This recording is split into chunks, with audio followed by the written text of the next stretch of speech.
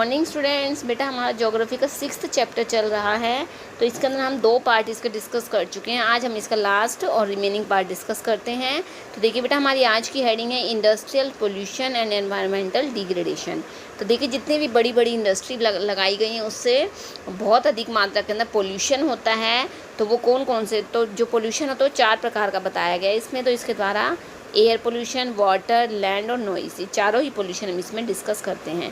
तो सबसे फर्स्ट आता है बेटा एयर पोल्यूशन। तो एयर पोल्यूशन देखिए, जैसे जो बड़ी बड़ी फैक्ट्री होती है उनसे जो धुआं निकलता है, जितनी हैवी प्रोडक्शन वहाँ पर होगी उतना ही ज़्यादा मात्रा के अंदर क्या है, वहाँ से धुआं निकलेगा। अब जो धुआं निकलता है वो कहाँ जाता है, वो ऊपर हवा के अंदर मिल जाता है। तो इसके द्वारा क्या है, एयर पोल्यूशन होता है। और जो पूरा वातावरण है, पूरा एनवायरनमेंट है, जितनी भी जो गैसें निकलती हैं, जैसे सल्फ़र डाइऑक्साइड, कार्बन मोनोऑक्साइड, बहुत ही जहरीली गैसें होती हैं।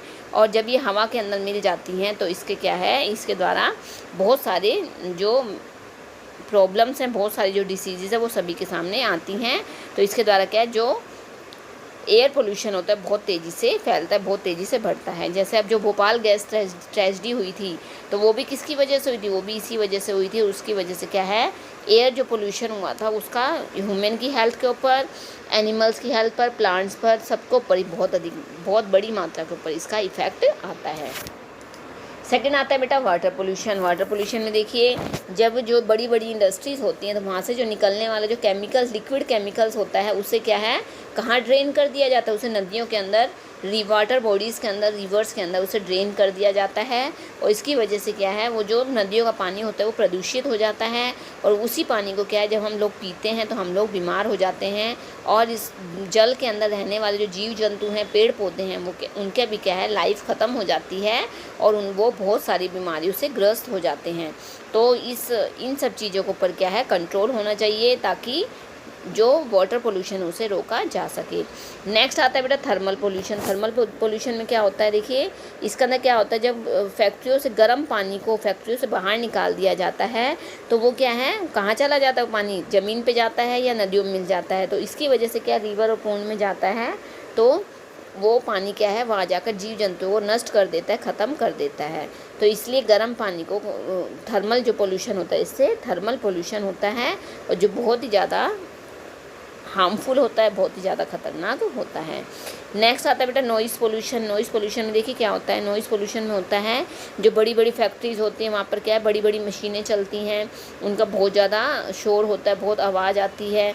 और इसके अलावा उनमें जो बड़े बड़े इक्विपमेंट्स होते हैं, फैक्ट्री इक्विपमेंट्स होते हैं, जनरेटर होते हैं, इलेक्ट्रिकल ड्रिल्स होती हैं, कई जगह पर क्या ड्रिल करना होता है, तो उससे क्या बहुत अधिक मात्रा के अंदर नॉइज़ पोल्यूशन होता है। इससे हम जो ह्यूमन है उसे क्या है, हियरिंग प्रॉब्लम आ सकती है। और इससे जो ब्लड प्रेशर, जो बीपी वाले पेशेंट है, उसके लिए भी बड़ा खतरनाक होता है। तो इसलिए क्या है, इस सब चीज़ों के ऊपर कंट्रोल किया जाना चाहिए, ताकि किसी भी प्रकार के पोल्यूशन को रोका जा सके। नेक्स्ट हेडिंग आती है बेटा कंट्रोल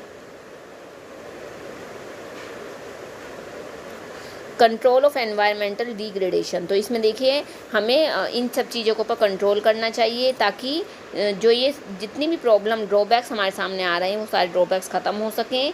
और हम क्या है, इसके द्वारा क्या है, इस कई प्रोसेस को अपनाकर क्या है, इसे ख़त्म किया जा सकता है। सबसे फर्स्ट है minimising use water for processing by reusing, जो और रिसाइकलिंग। जो पानी है, जो पानी वेस्ट चला जाता है, उसे क्या है, उसे रिसाइकिल करके उसे फिर से यूज़ किया जा सकता है।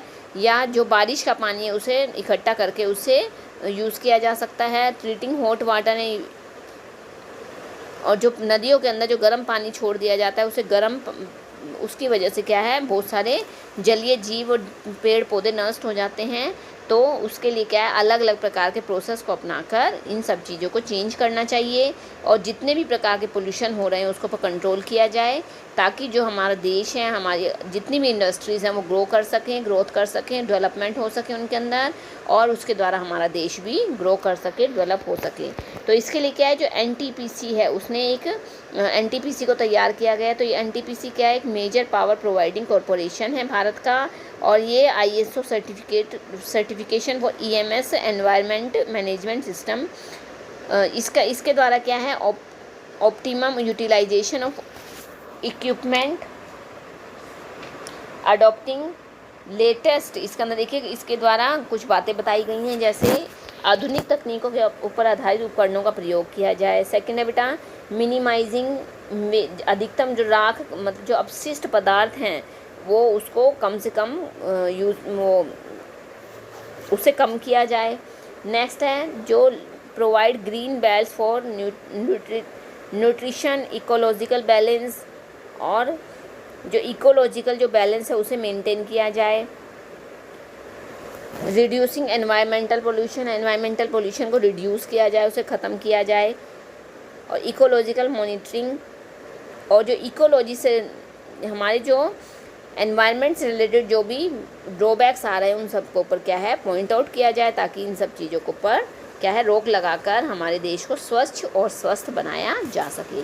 तो बेटा ये इसका थोड़ा सा पार्ट रह गया था, तो ये मैंने आज आपका ये चैप्टर कंप्लीट कर दिया है। मैंने इसको बहुत इजी लैंग्वेज के अंदर आपको अच्छे से समझाने की कोशिश की है। फिर भी अगर आपको किसी भी प्रकार का डाउट आ रहा है तो बेटा आप मुझसे डिस्कस करोगे। ओके, थैंक यू बेटा।